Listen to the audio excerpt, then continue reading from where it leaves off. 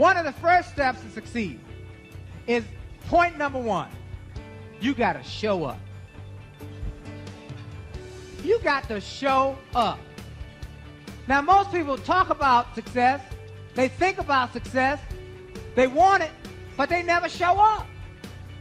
And they wonder why it doesn't happen. You got to show up. Statistics show, if you just show up, you get the business 80% of the time. If you show up on time, you get the business 85% of the time. You show up on time with a plan, you get the business 90% of the time. Show up on time with a plan and you implement that plan, you get the business 95% of the time. Show up on time with a plan, implement the plan with excellence, and you get the business 100% of the time. First thing though, you gotta show up. You can win every doggone day. You can win every day.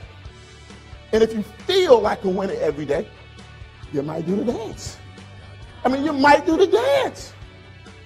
To be successful, you got to learn how to change your physiology. You got to learn how to change the mood when everybody around you is negative. Because there's going to be some naysayers here. There's going to be some people that tell you that it can't be done. And what you have to do is you have to be ignorant. I'm too stupid to know that I can't be successful. I'm dumb. Show up. Here's Warren Buffett, the greatest investor of the 20th century. He says, now, above all else, lean in. What above all? The richest man to ever live, and considered the wisest man to ever live, was a king by the name of Solomon. He wrote most of the Proverbs in the book of Proverbs and wisdom, and God said, since you chose wisdom, I'll give you both. His wealth made Bill Gates look like a pauper. Trillions of dollars of castles and wealth and land and you name it, wealthiest man to ever live. And he has one proverb and he says, above all else, buy low, sell high. No, that's not what he says.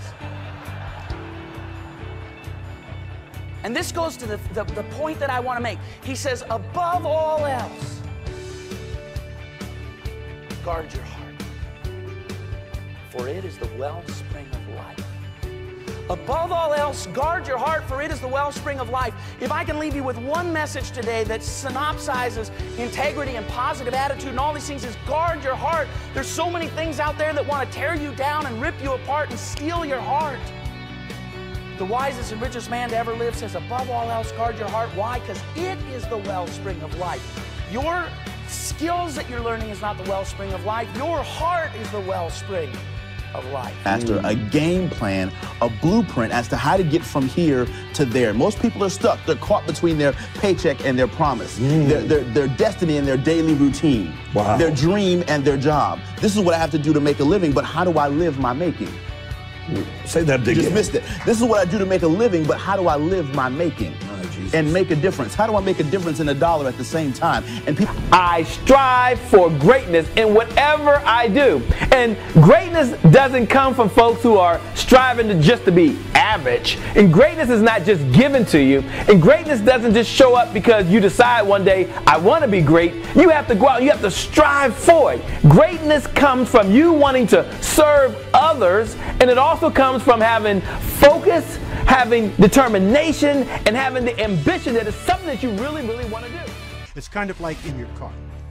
If you have a GPS or you've rented a GPS, have you ever noticed that to get the GPS to engage, you have to put in the address where you're going, and then you have to move. And once you start moving, the GPS tells you what to do. The point of the matter is, you've got to move.